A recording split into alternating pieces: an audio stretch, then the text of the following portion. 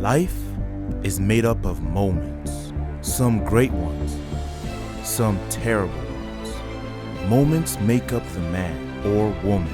What do you do to prepare for that? What do you do when it has arrived? What do you do when it has passed? You don't make the moments make you. This is the Mwamba Moment.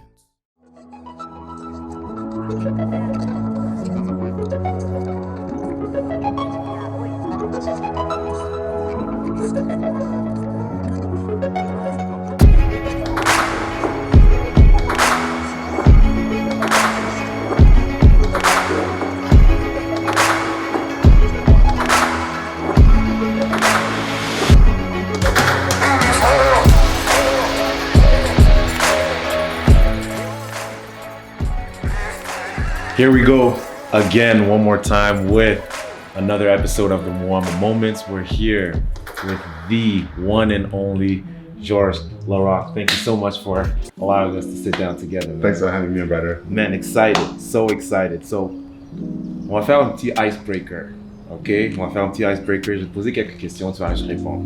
Ça va pas être difficile, juste 5, ok? Tu préfères avoir extrêmement chaud ou extrêmement froid? Extrêmement froid. Extrêmement froid. Ouais, je suis un gars d'hiver, je suis né au mois de décembre, c'est pour ça que j'adore les sports, j'adore les sports d'hiver. D'accord. Tu préfères voyager dans le futur ou le passé? Et pourquoi? Je vais te dire dans le futur. Ok. Parce que le passé est déjà arrivé, nous a rendu les personnes qu'on est aujourd'hui. Donc, étant donné qu'on ne sait pas combien de jours qu'il nous reste, on peut mourir demain, dans une semaine, ça va toujours être le futur, parce qu'au moins tu peux toujours t'assurer de voir le futur, alors que à tous les jours, tu peux pas savoir ton jour va venir quand. Absolument. D'accord. Travailler de la maison ou au bureau? Non, au bureau. Au bureau? Ici, c'est un hôtel. Ça, c'est seulement pour dormir. Je déteste être à la maison. Je peux pas travailler ici. Pour toujours que je sois parti, je suis toujours sur l'agro, alors à l'extérieur. D'accord. Ok. Si tu étais un lutteur, ok, quelle serait ta chanson d'entrée? Si j'étais un lutteur, ça serait... Qui te définit. Sais-tu quoi? Parce que le monde m'appelait The Rock dans la Ligue nationale. Ok. C'était probablement la tune de The Rock. Parce que quand je marquais des billes, ils mettaient la tune du Smile with The Rock et Scorpion. Ok. Il faudrait que je lui vole, étant donné que les anglophones m'appellent The Rock, tu sais, tout le temps, avec l'arabe, The Rock, tu sais, ça ressemble beaucoup. Wow, donc, je prendrais le même que The Rock. Parfait, j'aime ça. Alors, on va commencer. On vit dans des temps vraiment difficiles, différents et très uniques en ce moment. Spécifiquement avec la COVID et tout. Ça change le monde complètement. Ça a changé tout le monde, ça a affecté tout le monde. Parle-nous de ton parcours et comment ça s'est passé avec toi, avec la COVID. C'est ton expérience. J'en reviens pas que j'ai attrapé la COVID. Je pensais jamais que j'allais l'attraper. J'étais en santé, j'étais en forme, je m'entraîne pour un marathon. Alors, non, je pensais que j'étais invincible, que ça allait jamais m'arriver. Même je pensais que c'était même exagéré. Puis je pensais que c'était vraiment une maladie que seulement les vieux pouvaient pogner. Mm-hmm. Et non, je l'ai pogné en faisant de la livraison pour des personnes âgées. Donc, je me mettais à risque beaucoup. Puis le fait que je suis asthmatique, aussi, tu sais, c'est sûr que tu vas être sûr que ça va pas t'affecter d'une façon trop grave, parce que ça m'a donné, ils m'ont diagnostiqué deux pneumonies. Donc, tu sais, quand tu es asthmatique, puis tu as 2 pneumonies, tu vas être sûr que ça soit bien contrôlé. Mais quand j'étais à l'hôpital, j'ai été vraiment pour être sûr que je voulais la confirmation que je l'avais pour pouvoir dire aux personnes âgées que je livrais de la nourriture, j'ai la COVID, allez vous faire tester. Puis même pour m'assurer que tous les gens que j'étais en contact pendant ce temps-là, ben, je l'ai dit publiquement dans les réseaux sociaux pour que tout le monde que j'étais en contact avec, j'ai pas pu le rejoindre pendant que j'étais à l'hôpital, tout le monde pouvait le savoir pour au moins aller se faire vérifier. Puis je suis content que tout le monde était négatif. Ça, c'était la chose la plus importante. Mais pour moi, c'est les 2 premiers jours que ça a été plus difficile, parce que c'est là que j'avais des fortes fièvres pendant 2 jours. J'avais plus de difficultés à respirer, juste pendant 2 jours. Et j'ai fait des exercices de respiration beaucoup à l'hôpital. Puis je prenais des produits naturels pour éclaircir mes poumons. Puis après 4 jours à l'hôpital, j'ai pu finir mon confinement à la maison. Puis 1 semaine après d'être retourné à la maison, je faisais déjà mes entraînements de 10 km par jour sur mon tapis roulant. Donc j'ai récupéré très rapidement. D'accord. C'est sûr que mon âge, mon système immunitaire, beaucoup de choses a fait en sorte que j'ai pu récupérer plus vite, alors qu'il y a d'autres personnes qui souffrent de séquelles beaucoup plus longtemps. Voilà. C'est que ça va prendre des mois. Il y en a que ça prend des mois et des mois avant qu'ils se sentent complètement clairs de la maladie. Parfait. Avant même qu'on continue, quel est un petit conseil que tu donnerais à quelqu'un, à d'autres personnes qui sont en train d'écouter, de voir ça, surtout avec cette situation-là qui se passe en ce moment? Mais c'est parce que moi, même si je l'ai attrapé, le conseil que je donnerais, c'est sûr qu'il ne faut pas trop écouter les nouvelles puis avoir peur puis arrêter de vivre. Voilà. Parce que ça, les gens me demandent aujourd'hui, t'as-tu peur, Oubliez ça. Si vous avez peur d'attraper un virus, ça va être plus dur de votre corps de vous en débarrasser parce que votre corps devient acide. Voilà. Puis quand ton corps devient acide, t'as peur, le virus te frappe encore plus fort, c'est plus dur de t'en débarrasser. Moi, même si je l'ai lu, je veux dire, oui, je prends des précautions pour faire attention aux personnes âgées, les gens qui peuvent être autour de moi, mais j'écoute pas les nouvelles, puis j'arrête pas de vivre à cause de ça. C'est arrivé, c'est correct. Je savais que j'allais m'en sortir. Si vous avez des gens autour de vous qui peuvent être plus à risque, qui sont plus vieux, faites attention pour eux. Mais pour la majorité des gens qui nous écoutent en ce moment, je veux dire, s'il n'y a pas de vaccin avant 1 an, la seule façon d'être sûr de ne pas l'avoir, c'est de s'enfermer dans une cage et de ne pas sortir de la maison, ce qui ne devrait pas arriver. On n'est pas fait d'être humain pour rester enfermé, pour pas des accolades, nos amis, voir des gens. Voilà. C'est sûr, allez pas dans un party, dans des clubs où c'est confiné, il y a des centaines de personnes que vous ne connaissez pas, il y a plein de... Le virus se propage beaucoup dans les clubs, des places que tu ne connais pas des gens. Mais tes amis, les gens proches de toi, les gens que tu connais, arrêtez pas de voir des gens que vous aimez à cause de ça. Si vous donnez une accolade à quelqu'un, arrêtez pas à cause de ça. Tu sais, je veux dire, c'est parce que là, aujourd'hui, c'est qu'il y a des gens qui ont tellement peur que là, le climat de la peur fait en sorte que, tu sais, en ce moment, c'est très dur de vivre dans la société parce qu'il y a des opinions partagées, il y a des gens qui croient en conspiratie du gouvernement. Il y a tellement de choses que tu entends qu'à un moment donné, arrêtez d'écouter ce qui se passe. Vivez votre vie. Faites attention pour les gens à risque autour de vous, mais sinon, tu sais, je veux dire, il faut vivre avec. Il faut apprendre à vivre. Il n'y a pas de vaccin, il faut apprendre à vivre avec en ce moment, composer avec, puis aimer les gens, puis aider les gens pour ça. Ben c'est ça, on doit toujours être capable de s'adapter, être capable d'évoluer. Ce sont des leçons que nous, en tant que sportifs, on apprend ça, on doit appliquer ça dans nos sports. Puis c'est une bonne chose qu'on a appris ça dans nos sports, puis on doit appliquer ça dans nos vies en même temps. Mais tu as mentionné quelque chose que je veux vraiment parler. T'es pas un petit gars. T'es pas un petit gars du tout. Quelle est ta plus grande peur? C'est pas la COVID, mais c'est quoi exactement un gars comme toi, Georges Larac? C'est quoi ta plus grande peur? Ma plus grande peur. Ma plus grande peur, pour vrai, c'est un peu ridicule. Tu vas trouver ça un peu ridicule, un peu fou, là, mais ma plus grande peur, c'est de ne pas être en santé. De ne pas être en santé. Parce que l'affaire là-dedans, c'est que moi, j'ai toujours été quelqu'un qui est très extrême dans tout ce que je fais dans la vie. Puis en tant qu'athlète, je l'étais aussi à l'entraînement. Toujours le poids parfait, le 8% body fat. C'était tellement des choses qui étaient tellement importantes. Puis là, en tant qu'extrême, j'étais propriétaire de restaurant, puis je fais beaucoup de choses. D'accord. Quand j'ai arrêté de jouer, mon poids jouait à 260 pendant ma saison. Oh, ouais. Quand j'ai arrêté de jouer, j'ai monté à 350 comme ça, en dedans d'1 an. C'était fou. Écoute, il fallait que j'aille chez Maximus acheter du linge 3X. Quand je montais les marches, je suais. C'était fou. J'allais devenir un lutteur de sumo. Puis, ça a l'air de rien. Tu sais, les gens qui écoutent ça, puis ils disent « Ah, les gens ne comprennent pas. » Il y a des gens qui ont un métabolisme. Moi, mon métabolisme, comment il est, c'est que si je ne fais pas attention à comment je mange, ce que je fais, je peux prendre du poids énormément et rapidement. Puis, tu sais, je suis conférencier, je fais beaucoup de choses. Puis, à un moment donné, je donne une conférence. Puis, les gens, ils arrivent, ils me regardent, ils disent « Genre, j'ai été végétalien, ça n'a pas l'air santé ben. » Parce que quand je marchais pendant que je faisais la conférence, je suais. Il fallait que je prenne une serviette pour m'essuyer la face. Parce que je suais. Puis, à un moment donné, je me suis dit, tu sais, je n'étais pas capable de m'entraîner, juste aller dans un gym. Après avoir joué 13 ans à nationale, je ne peux pas être dans un gym juste pour rester en santé. Ouais. Il fallait que je me trouve des défis. Puis c'est là que j'ai commencé à me dire, OK, là, il faut que je trouve quelque chose pour rester en forme. Puis c'est là que j'ai commencé à faire la course pour redevenir normal, pour rentrer dans mon linge, parce que j'étais vraiment en train de devenir une baleine. Puis, tu sais, je veux dire, ça a l'air de rien, mais je vois beaucoup d'athlètes quand ils sont retraités qui deviennent plus gros, puis moins en santé.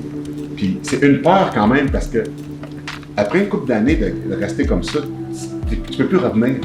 Tu sais, là maintenant je cours, mais si j'aurais attendu trop longtemps, puis je monte à 400, 425, quand tu es rendu à 50 ans, là, je pourrais plus courir, je pourrais plus, là. Puis là, tu sais, je veux dire, ça va être trop tard.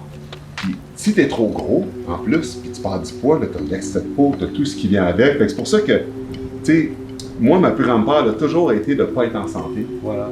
Parce que toute ma vie, puis mes parents, mon père, il disait toujours, puis je sais que c'est une façon extrême d'élever son enfant, mais il disait toujours que les parents qui laissent leur enfant devenir overweight, c'est pas des bons parents. Puis mon père nous a aidés comme des soldats quand on était jeunes de toujours être en forme. Ils amenaient les fins de semaine courir dans des pistes juste pour qu'on reste en forme. Ouais. J'ai toujours gardé ça. C'est juste que quand j'ai arrêté de jouer, tu sais, quand tu fais des tests de gras, quand tu fais peser à tous les jours, quand il y a un relâchement, quand t'arrêtes, ça prend pas de temps de monter. Donc c'est pour ça que je vais dire, ma plus grande part, c'est juste de ne pas être en santé.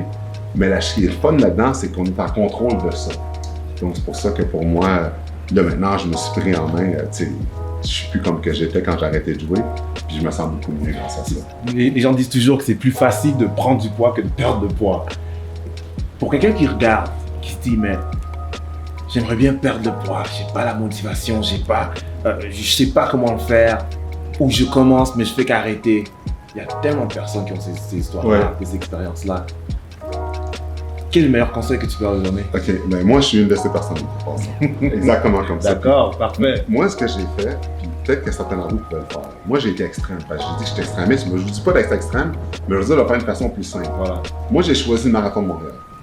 J'ai fait 5 fois la course Montréal-New York, courir de Montréal à New York, 100 km, course à relais. On fait 100 km chacun, 10 relais de 10 km. Puis après ça, j'ai fait 2 fois le marathon de Montréal, je vais faire une 3e fois l'année prochaine. Ça, quand tu décides de faire le marathon de Montréal, tu pars, il y a 30 000 personnes sur le pont Jacques-Cartier, tu pars l'air d'un cave, donc tu t'entraînes en conséquence pour en 42 km. Je ne vous dis pas de faire un marathon, c'est trop extrême. Mais admettons que vous voulez vous mettre en main et vous avez un objectif. Vous dites, OK, dans 1 an, je fais un demi-marathon ou un 10 km. Admettons que vous n'avez jamais couru votre vie, commencez avec un 10. Ce qui va arriver, c'est que si vous encerclez une date, vous dites, je fais ça, puis vous vous enregistrez, vous allez vous préparer en conséquence du défi que vous avez choisi. Puis pour beaucoup de gens, comme moi, c'est dur de juste aller au gym pour rien, mais quand tu as une raison pour laquelle, pour accomplir un but, puis après tu l'as fait, tu as ta médaille, tu as dit « Wow, j'ai fait ça ». L'année prochaine, j'ai fait un 10, là ça va être le demi-marathon que j'attaque. Souvent pour des gens, on a besoin d'un défi, de quelque chose pour pouvoir s'entraîner pour une donner une raison. Parce que juste d'arriver au gym, de donner une raison, on va au gym pour se mettre en forme.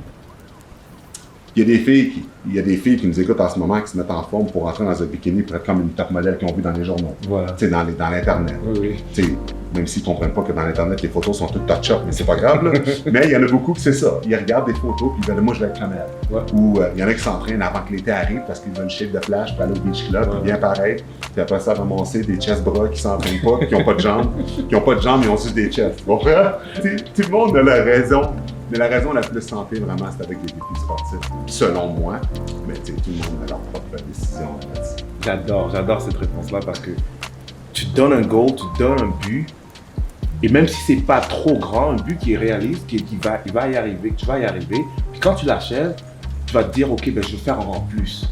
C'est ça, moi, je trouve que les gens font, puis après, quand tu atteins le premier but, tu vas vouloir en faire un plus, tu vas vouloir faire plus, Regarde nous autres, qu'est-ce qu'on fait?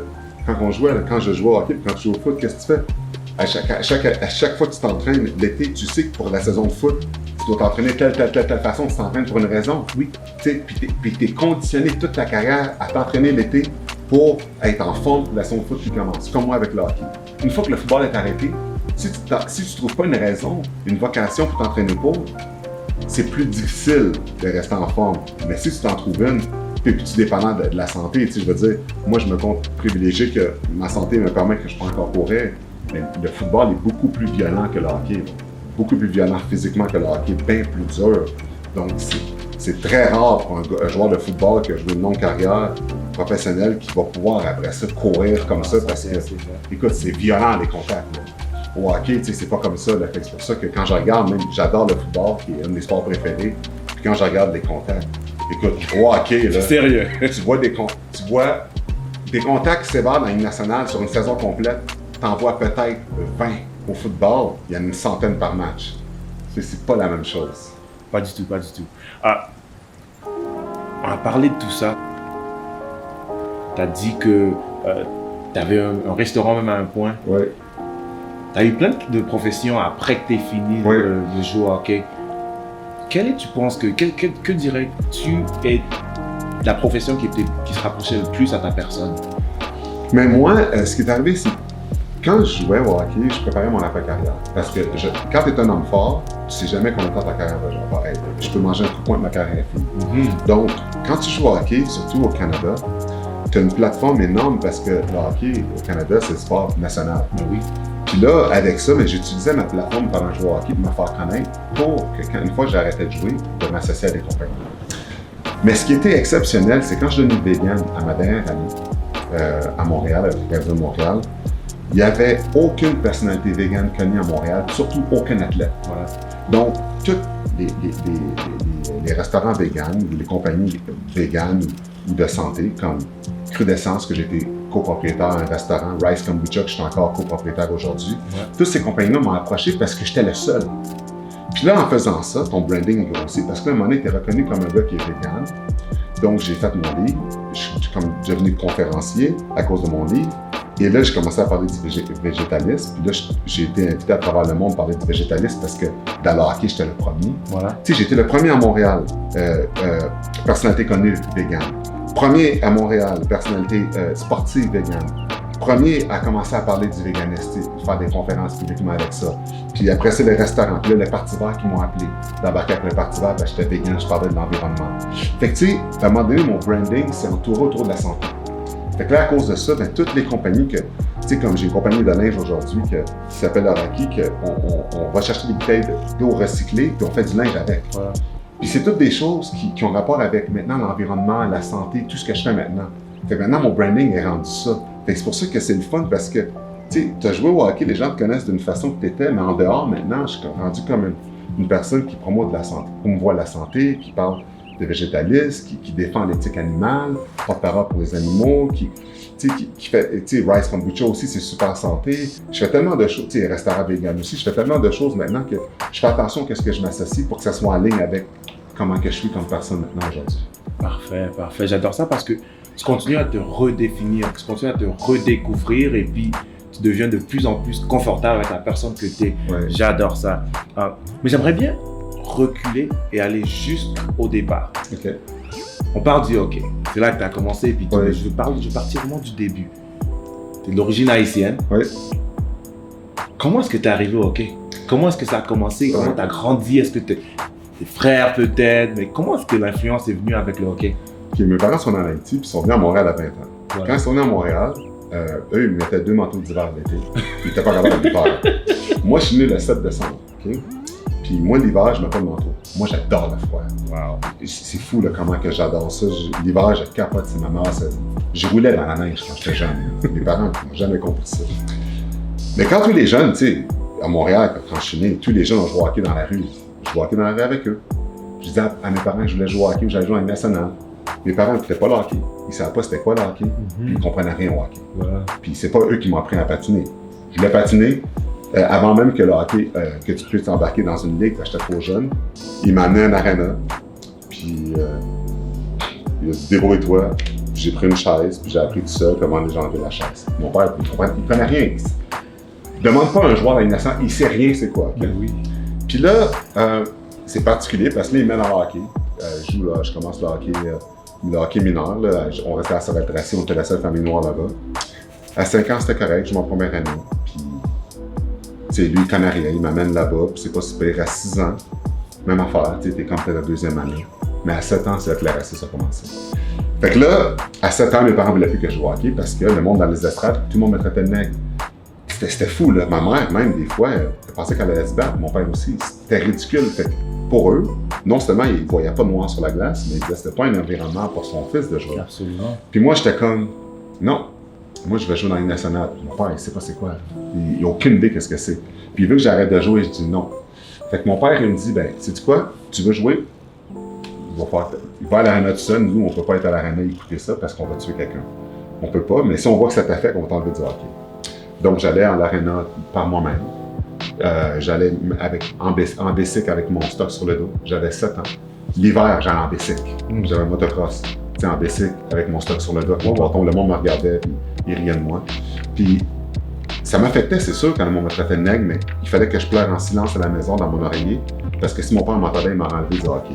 Mais ce qui m'a sauvé de tout ça, parce qu'à chaque année, c'était de plus en plus difficile, parce que plus je grandissais, plus que là, le mot nègre est encore plus fréquent par les parents et les joueurs des autres équipes, c'est qu'à un moment donné, j'ai tombé sur une autobiographie dans les collections Grolier qui montre plusieurs personnalités, que Joanna, Benjamin Franklin, tout du monde qui ont fait des choses exceptionnelles. Puis j'ai vu un bon exemple de courage de Jackie Robinson que j'ai vu.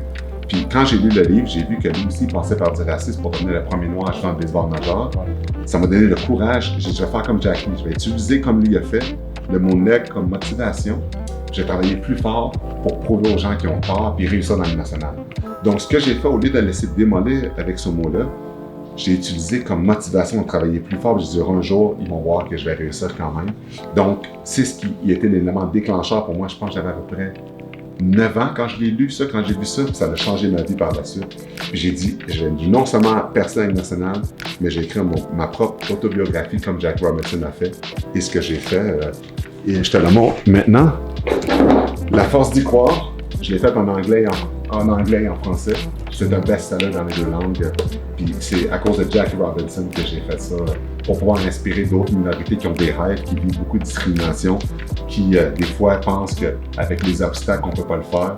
Mais ça peut leur donner des façons de pouvoir convaincre ça.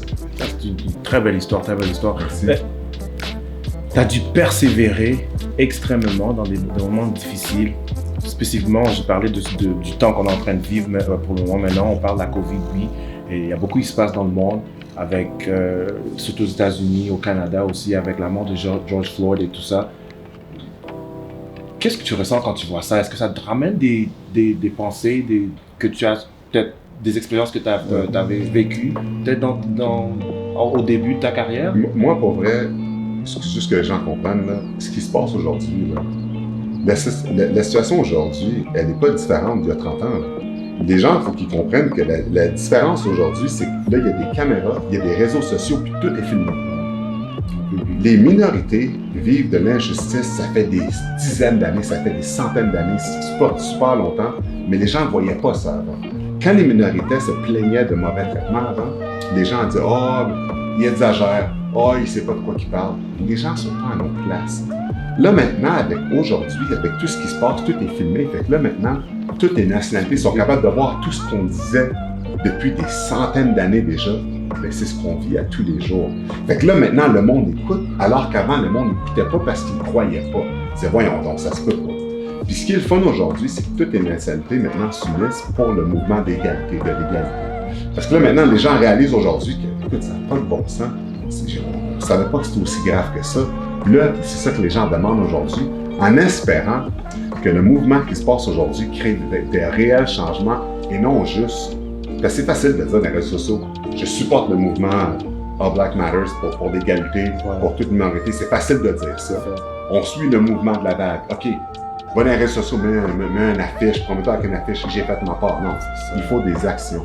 Quand on se tourne sur le fait qu'il n'y a pas d'action, dans 10 ans, on peut avoir les mêmes conversations. Donc, j'ai hâte de voir comment les choses vont changer pour que le racisme systématique arrête. Tu as parlé tantôt, tu disais que tu étais une première personne à Montréal à faire plein de choses. Vegan, professionnel, et puis tu as écrit des livres, tu as fait plein de choses. Et tu étais un des premiers, spécifiquement un noir aussi en faisant. Est-ce que.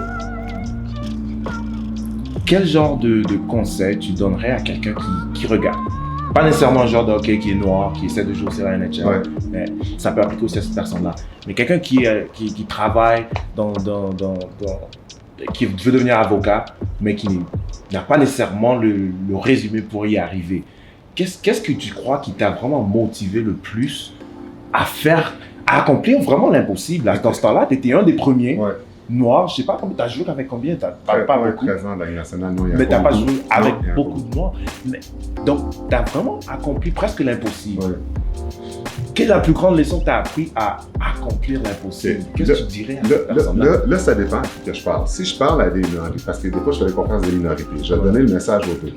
À quelqu'un qui n'est pas une minorité, puis une minorité. Quand je parle de minorité, souvent, ce que je dis, c'est que, regardez-moi, mes parents sont en Haïti. Ils sont venus ici à 20 ans parce que il était né dans le temps du Valier, puis c'était dangereux, puis ils voulaient avoir un meilleur avenir, donc ils sont venus ici. S'il serait resté en Haïti, peut-être qu'aujourd'hui, je serais mort avec la tragédie du tremblement de terre qui est arrivé.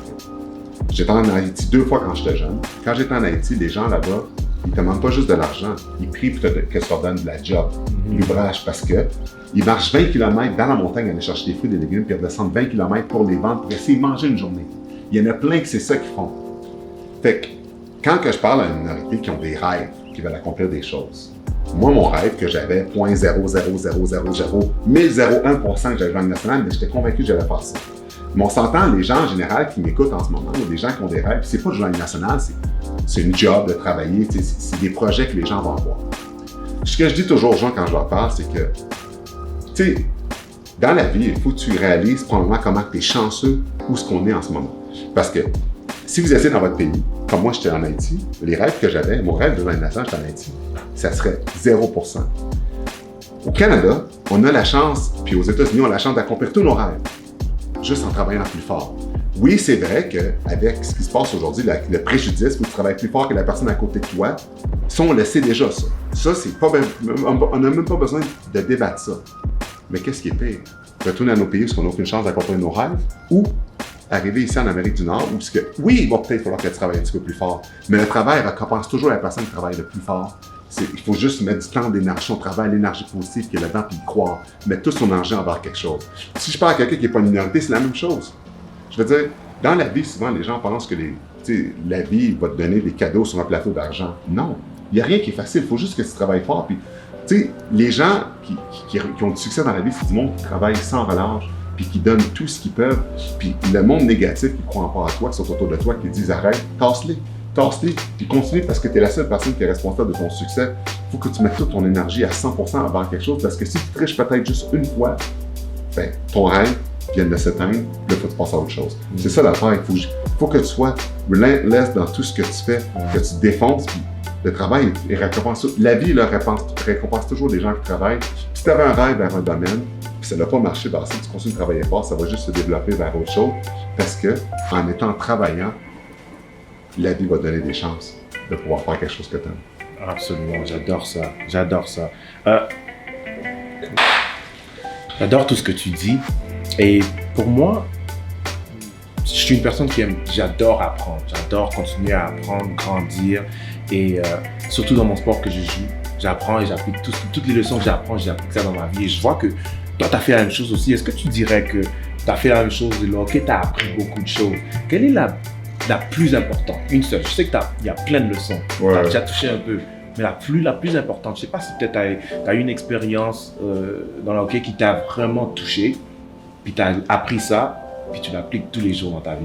Mais pour vrai, ma plus grande leçon que le hockey m'a donnée, c'est d'avoir réussi. Parce que l'affaire, c'est que toute ma jeunesse, okay, j'ai dû surmonter des obstacles dans la Ligue nationale. Quand j'ai réussi, ce que ça m'a donné, cette satisfaction-là, c'était plus important combien d'années j'aurais dans la Ligue nationale. De où je suis passé pour me rendre là, le cheminement. Quand tu regardes le cheminement je regarde des fois des documentaires trajectoire RDS qui montrent le cheminement de tous les joueurs qui se rendent dans la Ligue nationale. Quand j'écoute ça, ce qui revient tous ensemble, c'est le support des parents qui étaient là avec eux du début à la fin. Moi, j'en avais pas de ce support-là. J'ai tout fait tout seul, puis mon père a fait des entrevues, puis il a admis ça. Ce que le hockey a fait, okay, c'est qu'il a rendu un jeune de parents nés de parents immigrants qui avait un rêve de se rendre là, qui, avec toutes les embûches que j'ai eues, j'avais toutes les raisons d'arrêter. Puis le fait que j'ai réussi, juste ça m'a montré qu'il n'y a rien qui est impossible. Je peux accomplir n'importe quoi dans la vie, même mes rêves les plus fous. Parce que le rêve le plus fou que je pouvais avoir, c'est de voir jouer national. Le restant, tout ce que je fais aujourd'hui, que ce soit le marathon ou d'autres choses, que les gens disent « t'es fou », il n'y a rien qui était plus gros que la Ligue nationale. C'est pour ça que quand je parle aux gens aujourd'hui, à cause du hockey, je peux dire que tout est possible maintenant parce que j'ai accompli l'impossible. Puis c'est ça que le hockey a fait. C'est pour ça que 13 ans, c'est un blessing. C'est même pas ça. Si j'avais joué une année, j'aurais eu la même réaction de dire c'est impossible. Le rêve que j'avais, en tant qu'adulte, j'ai réfléchi, je pense à ça, c'était impossible. Puis je l'ai fait tout seul. Puis aucun enfant qui peut faire... Ben, il y en a qui peuvent, parce que je l'ai fait. Mais quand tu réussis à faire ça, quelqu'un, puis tu as d'autres défis, des affaires des fois, parce que je suis une personne extrême qui veut faire ça, je veux faire ci, écoute, j'ai accompli l'impossible. C'est ça que le hockey m'a donné. I love that. I love that. On va changer juste maintenant, on va parler en français, en anglais un petit peu. Yeah. And I love that. I love the fact that you're basically telling everybody that's listening, everybody that's watching, to dream big, right? And that's what I say. I love that message because at the end of the day, that's what is gonna help anybody to grow and move forward, right? It's easy to just set a small goal, but dreaming big, first of all, that's the hard part, right? Dreaming big and then going on about it. What would you say then? I'd like for you to talk to us about knowing and understanding your role, right? You play, like you said, 13 years, which is a huge accomplishment, right?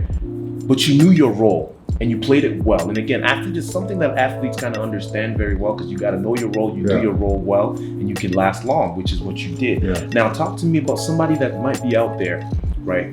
Doesn't have to be an athlete, doesn't have to be playing hockey, doesn't have to be playing football. He's in an office, right? He's accomplishing certain things, but not necessarily the glorious thing, because you weren't on the ice to necessarily score goals only, right? So you didn't have that glorious role. You know, the next day you guys won a game, they probably talk about the person that scored 2 goals, not the role that you played. Yeah. Talk to us about understanding your role and how important that is to your success and to your goal, to your dream. It's crazy because in sport and in life, it's the same thing, right? Yes. Like, when I got to the NHL, because of my size, I knew what I had to do to stay there, to play there for a long time. And I never liked fighting. I hate fighting. I said it all my career that I hated it. But I figured if you hate fighting, you might as well be the best at it so you don't have to do it as much. Because you command so much respect that people fear you and your team. Right. So that's why I tried to be the best, so I don't have to do it as much. But, you know, in every job that you do, there's always things in your job that you like more than others. Hockey is no different than anything. Like, I love playing hockey, I love playing the playoff, I love scoring goals, I like winning games and stuff, but I didn't like fighting. The positive took most of it than the negative. It outweighed the negative, the positive to me of hockey, because I didn't like fighting, but the rest was awesome. Right. It was a dream, and I got to play, I got to score, I got a hat trick playing the playoff. Right. So I loved it. So people that are listening to us, some people, like, that's what often the dream job of everybody is to be an independent worker, to be a CEO of a company and having employees. Most people dream of that, right?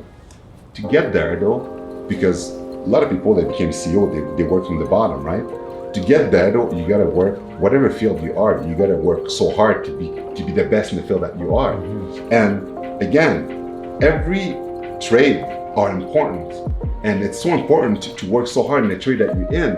And even some of the stuff you don't like to do, you still do it to your best of your ability, because when you work and you put your heart into something, there's always someone watching, and there's always somebody that will give you a promotion, because people, they always want to have values to their company. Right. So that's why it's so important to appreciate where you are, because the energy that you're using while you're accomplishing, when you're working, when you're doing things, people will see that and it becomes contagious.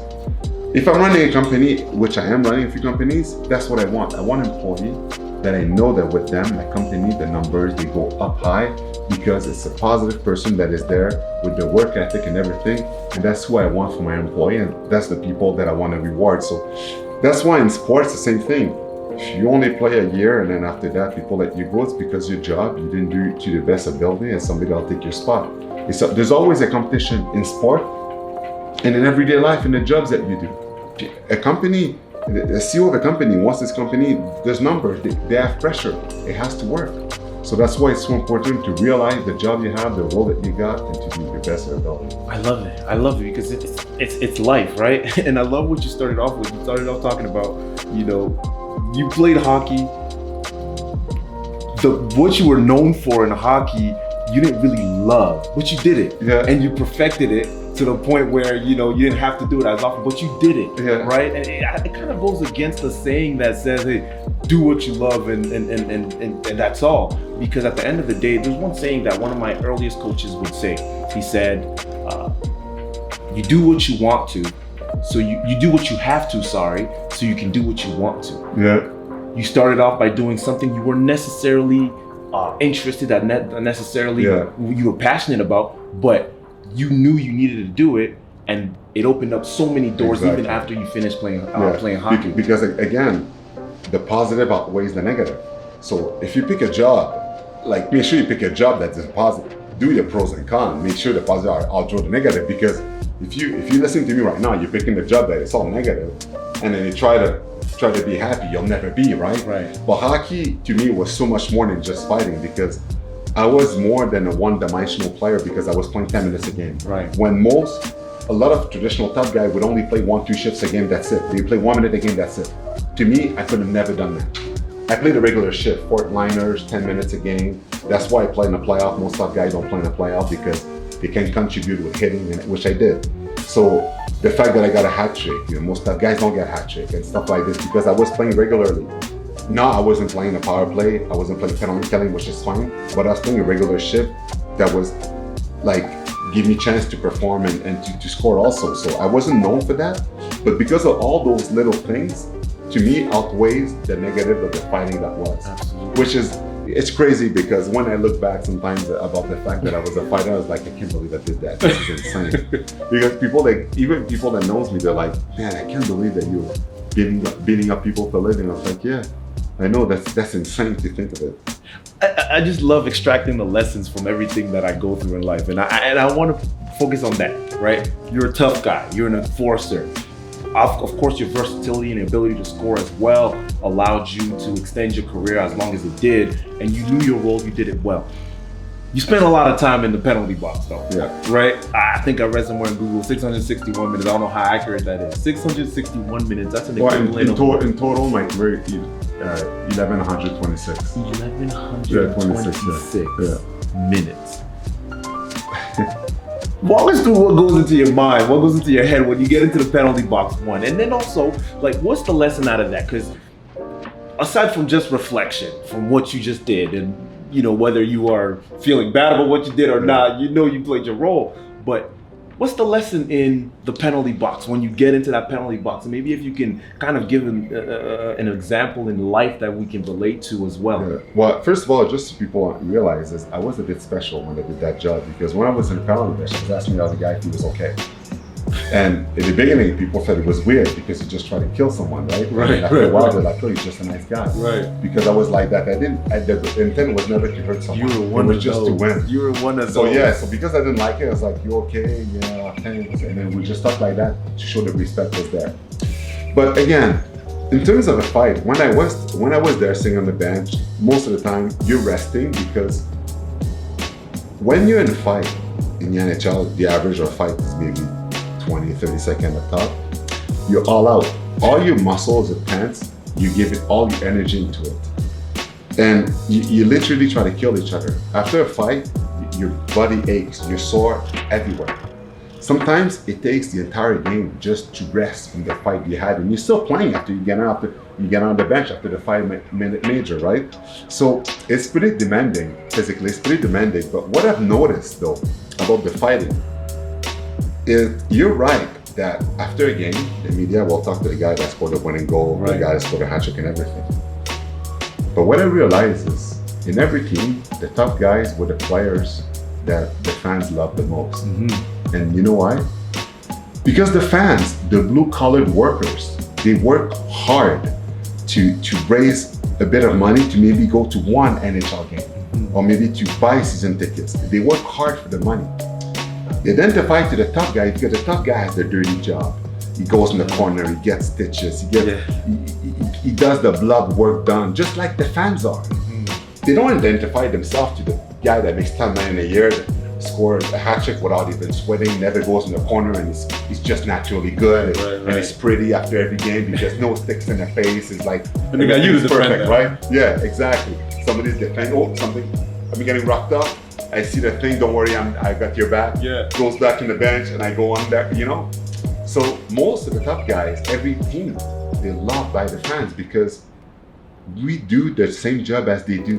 We're blue-collared workers on the team. We don't always get recognition, but our job is important. So that's what I've noticed. So I was a fan favorite pretty much every team that I've been to because of that. People recognize that, and I was really close to the community, to the people too and stuff, because I recognized that. I thought it was important to show my true personality outside of the fighter. And no, it was just awesome to see that, to see the reaction of people.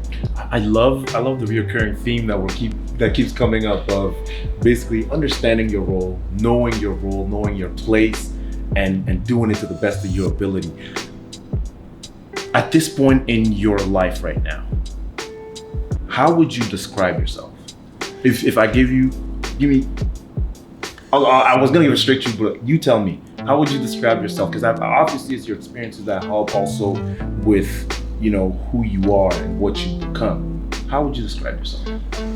Right now, I describe myself as a humanitarian. Okay. Because when I retired, I went to Haiti after the earthquake. The earthquake in Haiti happened in January 2010. I got released in January 2010 also.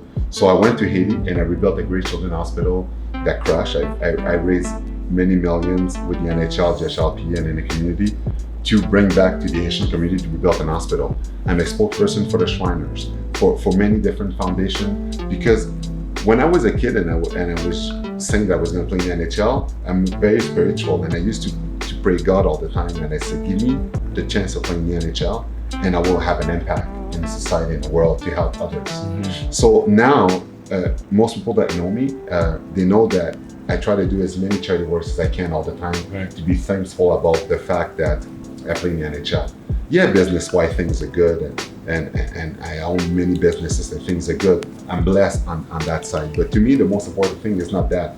It's the people that I'm able to touch now that I'm retired and I have a name and I have a presence, and I try to help out as much as I can to show God that the chance that you gave me to make it in the NHL when all the odds were against me. Now I try to have an impact and try to do as best as I can to help out as many charities as I can to give back to the community, because the community is the reason why hockey became a job and I got to play hockey for a living. It's because of them, because they're the one paying, right, for a salary, right? So the least that I could do is give back to them and contribute. I love that. What would you say then is the toughest time that you may have faced, right? The roughest time, because at the end of the day, your life wasn't just a walk in the park. I know you had a lot. You touched a little bit on, how hard it was. First of all, just to break that barrier and thinking beyond, the impossible and accomplishing the impossible with the kind of experiences that you had in the beginning. But what was the hardest part you would say of your, whether it's career or business world? The toughest part I had to face is in my youth. Because in your youth, you stuff that you can control. There's two things: racism outside of home, and my parents beating me. Because my dad was pretty severe, and we were raised with a belt, and he demanded excellence. It's cool and everything, and I got beat a lot at home. So I was afraid of him as a kid. So think about it. As a kid, your entire childhood, at home you're afraid of your dad that beats you, and outside home, you grow through with racism every day. That, to me, was the hardest obstacle I've ever been through, because I don't wish that on any kids. Many kids join gangs because of that. I do a lot of conference in prison because a lot of people that end up in the wrong direction grew up the same way as I have. In my book, I talk about that. Yeah. Those are obstacles that no kids should ever go through. You should be playing sport for the love of it, never have a racing obstacle to go through. And at home, to be raised like that, and a lot of immigrants raise their kids with a belt. A lot of immigrants do that. Yep. My dad was a bit on the extreme side. I can't say it was all bad because it made me the person that I am today. I didn't talk to him for many years, and I needed counseling to talk to him again, because for 10 years I didn't talk to him because of that. It was really hard on me. Right. And I played hockey with that. It told on me what it did. You got no support playing hockey. You make it in the NHL, and you still have this thing inside of you. So I went to get help because I knew if I didn't solve that, it was going to kill me inside. It was too acidic. And to be a good person, to accomplish and to feel complete in life, you have all those demons. You gotta find ways to resolve them, right? And I knew that sooner or later I had to find a way to fix my relationship with him, which with counseling, and I have no shame of saying that I needed help on that, and it helped me a lot. And now despite everything that happened, I have a great relationship with him. That's an amazing story. Amazing story. And again, like, you're not the only person that's going through this, right? There's other people out there, and I hope that, you know, this could kind of lead people in the same direction that you went in. Because like you said, to be whole, to be fully fulfilled in life as well, like, you gotta deal with these, you know, demons that, you know, kind of maybe haunted you in your youth. And I'm interested to know, before we even conclude, I'm interested to know if you have any specific story when you started to play this sport that was foreign to you, your family, your ancestors, and obviously the trials that you faced with racism. What was the hardest part on hockey-wise, or a specific experience? I do have one that is crazy. Okay, when I was playing Bantam. This story is crazy. My dad never believed in the hockey thing, right? And he said, you know, schooling is the most important thing. And he brought me to Collège Brébeuf, Collège Jean Brébeuf, because he knew that all my family, my cousin, they all went there. And it's like, this is what's gonna secure your future. And I knew if I went to Collège Brébeuf, I knew I was never gonna play in the NHL, because while I was playing Collège Brébeuf, I couldn't play hockey for the city. Right. Because to be drafted and everything, there's no scout in Collège Brébeuf. I played hockey there, but the level of hockey is terrible. So what I did, because again, my dad was not supporting my dream. I was in my second year of high school there, I flunked 3 courses. My dad was beating me because I was flunking those courses, because I knew if I flunked them, he would let me go to a normal school, right, so I could play double A. So I did that on purpose. So I flunked 3 courses. So then, because it's so expensive, Collège Brébeuf, my dad said, you know what? Why? He sent me to the summer school first. When I went to the summer school, I wasn't even listening to the teacher. I got 100. Like, I was doing everything perfect. Right. So the guy in the summer school called my dad. He's like, why are your sons here? My dad's dad, well, you have trouble? He said, no, your son has no problem. I sat with my dad in the car. My dad said, I gotta talk to you. I was like, and I was afraid. Of course. He's gonna beat me again. He's like, I just talked to teacher, because he convoked me, and he said, you have no problem. Did you flunk those courses on purpose? And I wasn't responding. It's like, I promise you I won't beat you if you tell me the truth. And I said, yes, I did. I said, because you want to play hockey. Because that's stupid hockey. He's like, fine. I won't put you to Brébeuf next year. You can play in the city, whatever you want, but I want 90s average. I said, no problem. I went to play in the city, Bantam Double A. I got 90s average, and I got drafted that following year, Quebec Junior, and then 2 years later, I got drafted in the NHL, and that's it. If I didn't do that, I never made it to the NHL, which is insane when you think of it. Yeah. That's a crazy story, because my cousin were looking at me, all my family, they're like, what is he doing in a normal school? He's putting his future away because he wants to play hockey. But when I made it to the NHL, they all wanted to be my friend. But all my cousins were all in college, not me, because everybody knew who I did that on purpose. They thought it was a bum from doing it. Right. So just, you know, when I tell you about a story that my dream, I knew what I had to do to be there, and I did that on purpose, just tells you how much I was driven.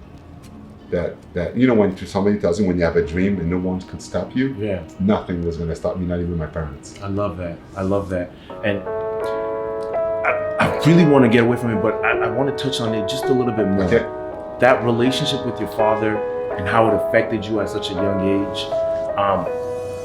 What could you say about that and how it shaped your youth and how it affected you till this time? And like, as you said, you had to face that and you had to go ahead and what was it exactly that kind of pushed you and took you over the edges? I'm sure you were thinking about it at first, and then you said, okay, you know what, I'm gonna do it, right?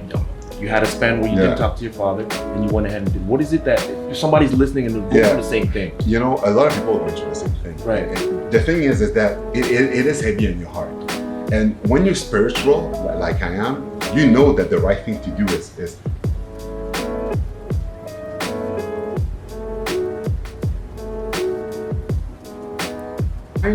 when I try to fix it, my brother and sister, we confronted my dad, right?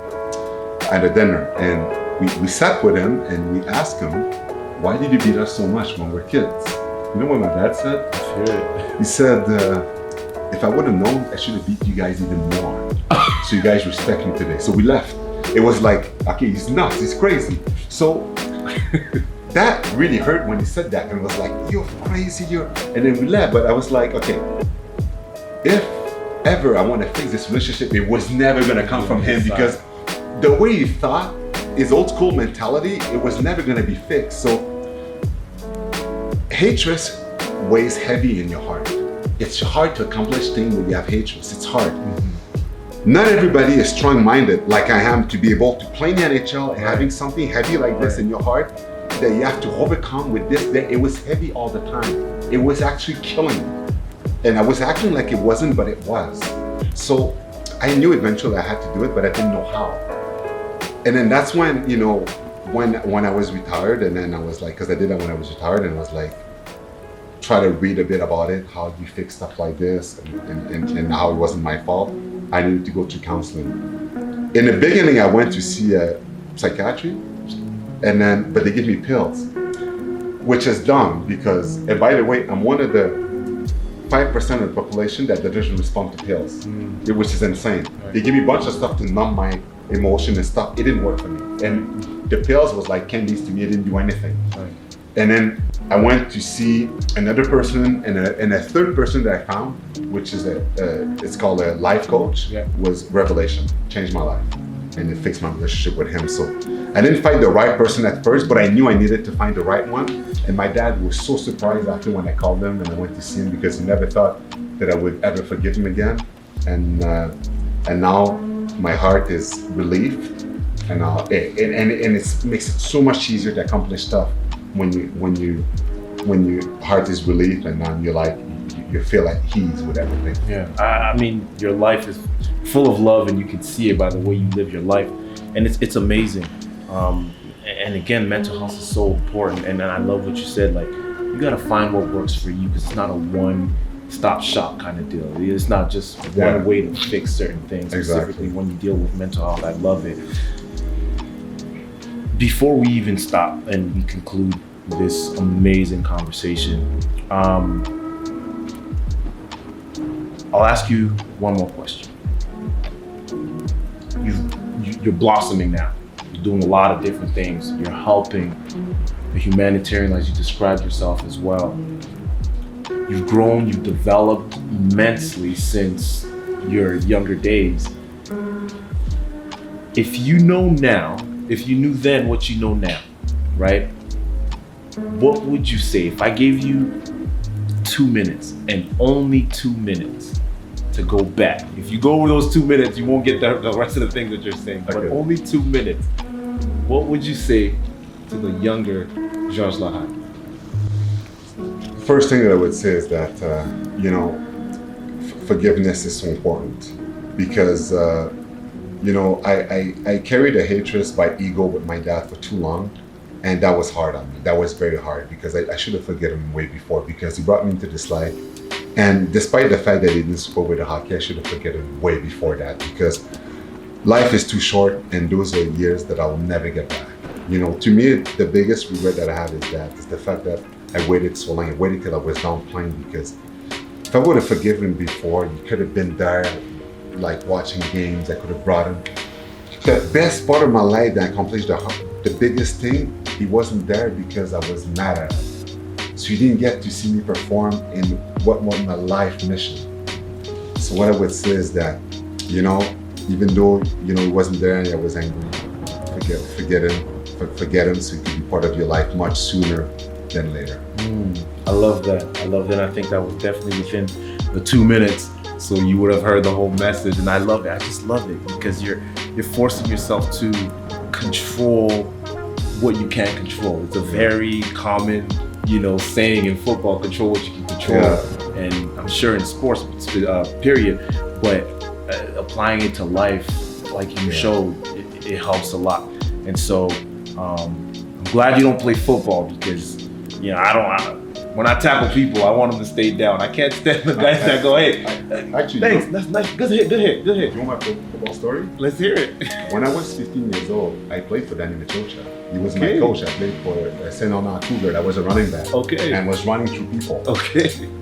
I was drafted. I hope you weren't apologizing when you were doing that. No, I wasn't. I loved it. Actually, what's crazy is that it was my first year playing football, so the plays, it was always screwed up in my head. I had a hard time following the plays, Right. but I didn't care. I would run through guys.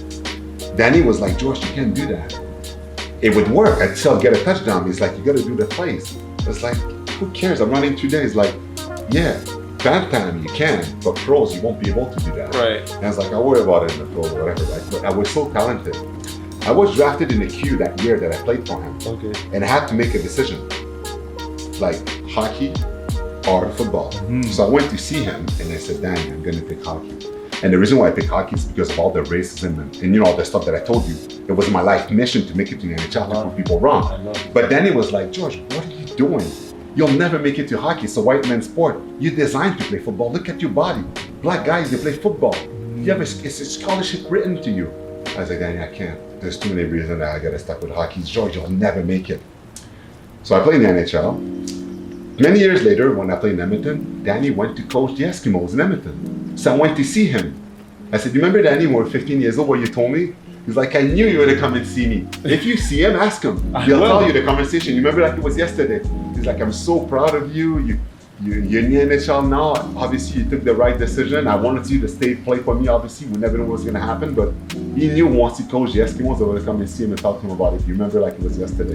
And to this day, when I see him sometimes when he comes to the radio where I work, we laugh about that story. We talk about it. It's a crazy. It's unbelievable. Amazing. I read this one book that's titled "The Obstacle Is the Way," right? And that's what you did. You found yourself at a crossroad in your life, and you got to pick one. Yeah. And I'm sure you would have been as successful playing football as well, but you chose the obstacle, the harder, the more challenging route, and amazing. And then look how you turned out, right?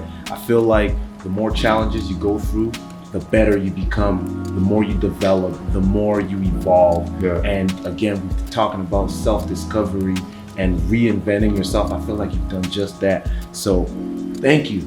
Thank you so much for the message, for the lessons. We got to do this again sometime. Anytime, brother. Before we even leave, you got so many stuff on your plate. Just tell us anything that we should be looking out for from you, a specific project or anything on our roster. Oh, you know, it would take another hour to go through everything, but what I would say is that you could just go to my website, joshrock.com. Most of the stuff that I do is posting on there because I'm on all social media, and my book is written in French and English, but you could also see it on my website. So the website is the easiest thing to follow me about the stuff that I do, because if I talk about every business that I do, we'll hear for another hour. Awesome, man. Thank you so much, George, for the Hey, time. my brother, I really anytime. appreciate it. Like I said, we got to do it again. This was another episode of the Mwamba Moments with George Laraque.